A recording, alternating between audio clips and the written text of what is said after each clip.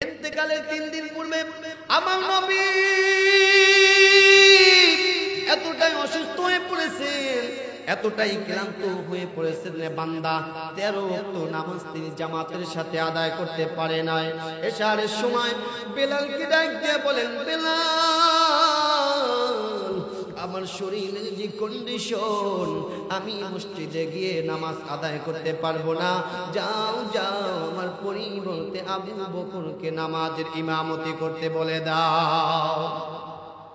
আল্লাহ নবী বেলালকে এই কথা বলার সঙ্গে সঙ্গে বেলাল চোখের পানি ছেড়ে দিয়া হাউমাউ করে কান্না করতেছে আর ডাক দিয়ে বলে, মালিক, বুঝতে পেরেছি বিশ্ব নবীর পিছনে মনে হয় আর আমি নামাজ আদায় করতে পারবো না। বেলাল রাদিয়াল্লাহু তাআলা আনহুর কাছে, এ যুবক অভিজ্ঞ বাবা, যে একটু কানটা লাগাও, দিলটা নরম করে দাও, নবীর প্রতি যদি মোহাব্বত থাকে, দেখো তোমার চোখ থেকে পানি ঝরবে, অবশ্যই একটু দিলটা নরম করে দাও। এবার বেলাল রাদিয়াল্লাহু তাআলা আনহু আবু বকরের কাছে গিয়ে ডাক দিয়ে বলে, আবু বকর, বিশ্ব নবী আপনাকে ইমামতি করতে বলেছেন, বিশ্ব নবী নামাজের ইমামতি করতে আসতে পারবে না। এই কথা বলার পর সরকারে দু আলম নবী যখন নামাজে আসবে না, আবু বকর চোখের পানি ছেড়ে ছেড়ে কান্না করতেছে আর বুক ভাসাইয়া দিলেন চোখের পানি। আবু বকরের বড় ভয় হয়, যেখানে বিশ্ব নবী স্বয়ং নিজে ইমামতি করেছেন সেইখানে আবু বকর ইমামতি করবেন, বড় ভয় হয়।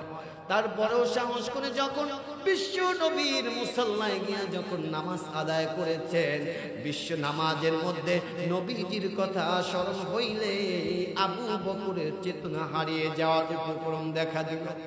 মুসল্লিগণ যখন দেখলো মেম্বারে আল্লাহর রাসূল নাই, তার পরিবর্তে আবু বকর নামাজ পড়াচ্ছেন, সারা মসজিদে যেন হাউমাউ শুরু হয়ে গেল, সারা মসজিদে যেন কিয়ামত শুরু হয়ে গেল।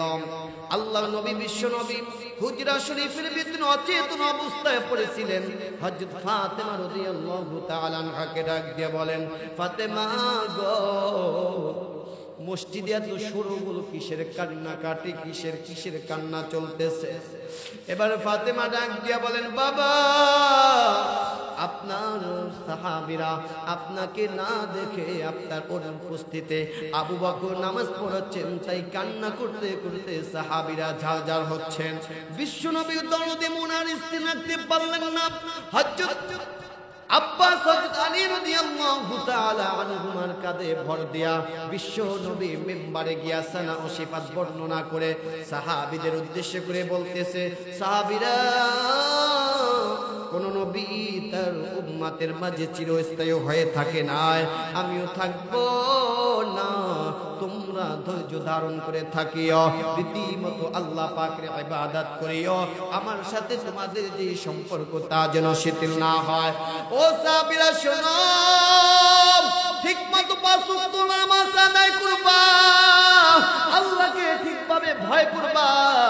এবার সাহাবীরা কান্না করতেছে।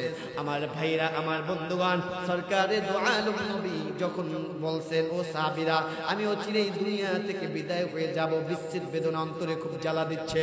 এই কথা শোনা মাত্র ওই সাহাবীরা কান্না করতেছে, কান্না করে করে করে করে চোখের পানিতে নিজের বুক ভিজাইয়া দিয়েছে।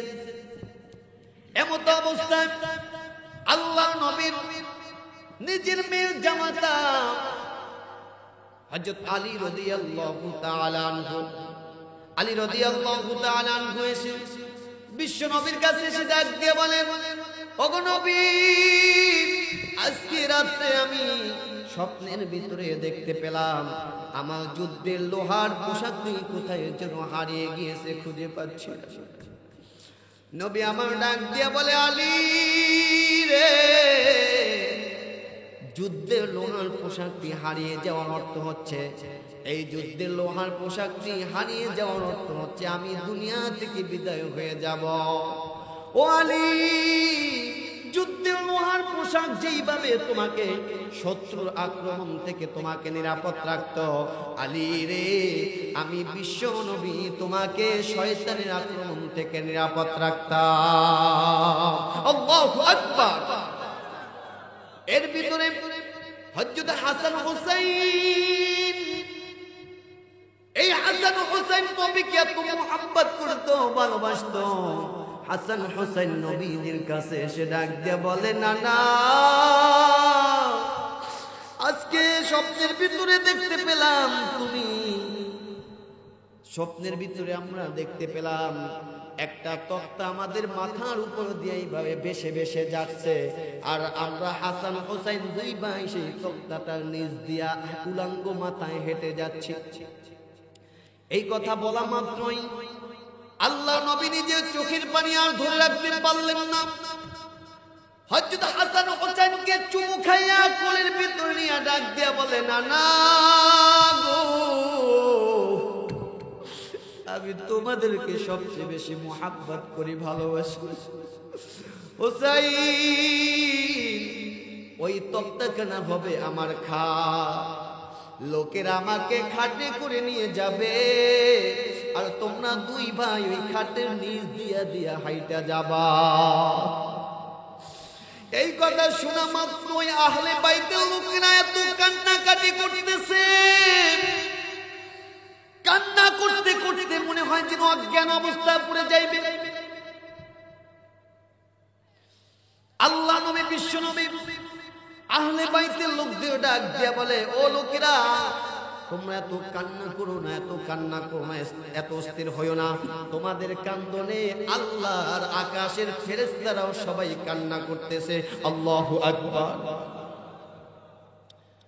আল্লাহ পাক রব্বুল আলামিন ভালো করে শুনেন, আল্লাহ পাক রব্বুল আলামিন আজরাইলকে ডাক দিয়ে বলে, আজরাইল